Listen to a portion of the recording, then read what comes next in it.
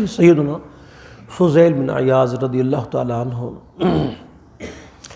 ڈاکو تھے ابتدائی دور میں، اور ڈاکے کا عجیب انداز تھا کہ جس کا بھی ڈاکہ ڈالتے نا اس کا نام پوچھ لیتے، شرافت علی نام ہے، گھر کہاں ہے جی؟ اچھرے میں ہے جی، کس سٹریٹ میں ہے جی، مکان نمبر بتاؤ جی، اور کتنے پیسے لوٹے، 50,000 10 لاکھ جو بھی ہے، یعنی اس کا نام بھی پوچھتے، پیسے بھی پوچھتے، علاقہ بھی پوچھتے، مکان نمبر تک پوچھتے تھے۔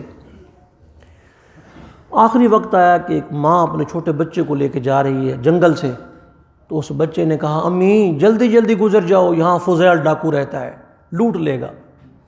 حضرت فضیل کی چیخ نکل گئی، فرمایا مجھ سے چھوٹے بچے بھی ڈرتے ہیں، اتنا بڑا ڈاکو ہوں میں۔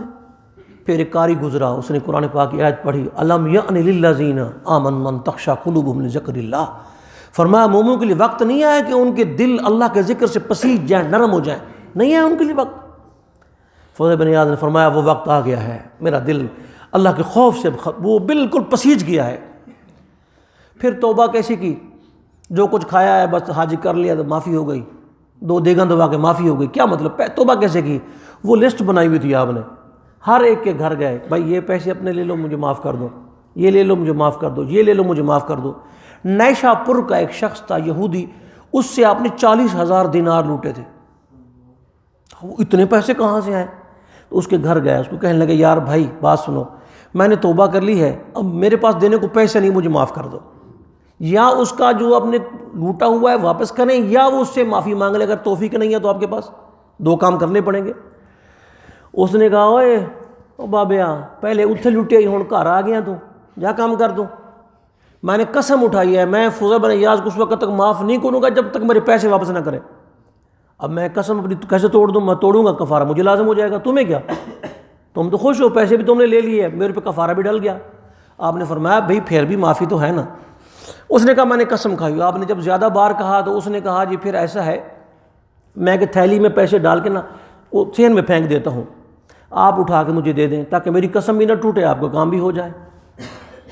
وہ تھیلی میں پیسے نہیں تھے، دینار ہیں، دینار سونے کے ہوتے تھے، وہ سونے کا سکہ، سونے کے سکے 40,000 ہوں، اب اندازہ لگائیں کتنے کلو سونا ہوگا، وہ کتنے کلو سونا ہوگا بھائی، وہ سکے اتنے موٹے موٹے تھے وہ۔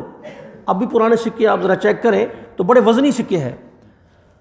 اب فضیل بن عیاض نے وہ اٹھا کے اس کو دیا، وہ اندر گیا، اس نے جا کے اس تھیلی کو زمین پہ ڈالا، سونے کے ٹکڑے، واپس آیا، گھر کے 70 افراد تھے، کلمہ پڑھ کے مسلمان ہو گئے۔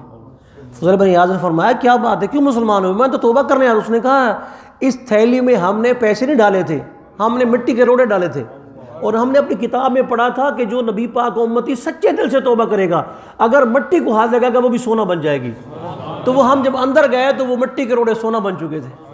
تو اگر سچے دل سے توبہ کر لیں تو پھر دنیا بھی اچھی ہو جائے گی، آخرت بھی اچھی ہو جائے گی۔ وما علیہ الا البلاغ۔ السلام۔